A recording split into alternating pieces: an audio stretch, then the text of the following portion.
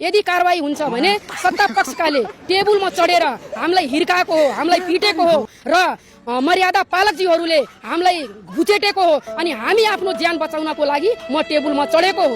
अब त्यसरी म आफ्नो ज्यान बचाउनको लागि टेबलमा चढ्दै र खुट्टा राख्ने ठाउँ नहुँदा त्यो कुर्सीमा ठोकिँदा मलाई चोट लाग्दा त्यो कुर्सी उठाएर अन्त राख्दैमा खुट्टा राख्ने ठाउँ नभएको हुनाले त्यो कुर्सी मैले डेस्कमा आफ्नो ज्यान बचाउनको लागि मेरो खुट्टामा चोट लागेको छ, मलाई मेरो घाँटी च्यापेको छ। तपाईहरुले खुद मिडियाका साथीहरूले हेर्नुभएको छ, मिडियामा हाल्नुभएको छ। मर्यादा पालकहरू मेरो घाँटी च्यापेर समातेर त्यहाँबाट निकाल्न खोज्नु भएको, च्याप्न खोज्नु भएको र म आफ्नो आत्मरक्षाको लागि आफ्नो ज्यान बचाउनको लागि म त्यो टेबलमा चढेको र खुट्टा राख्ने ठाउँ भएन अनि मलाई चोट लागेकै हुनाले मैले त्यो कुर्सी उठाएर अन्त राख्छु भनेर र उहाँहरूले समात्न पनि खोज्नुभयो। मलाई घुचाटेर त्यो जुन तपाईहरुले देख्नुभयो कुस्ती लडेको त्यो मैले कुस्ती लड्न संसदमा आएको होइन, माइक खोज्न गएको हो।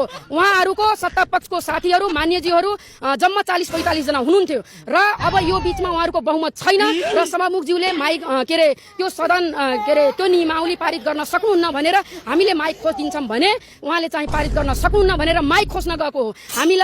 हामीले सभामुखलाई हातपात गर्न अथवा अरूलाई हातपात गर्न खोजेको पनि होइन। तपाईले गोला पास्तो भन्ने अब समिति बन्दैछ, तपाईले कारबाही गर्नलाई समिति बन्दैछ। मैले भनिसके त समिति बन्दैछ।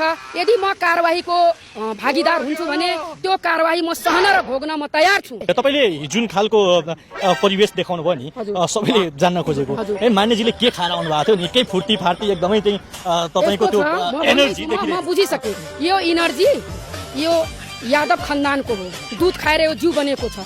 यो ऐरे गैरे होइन के रिङ्गला यादव यो पद त्याग्न तयार छ। Women.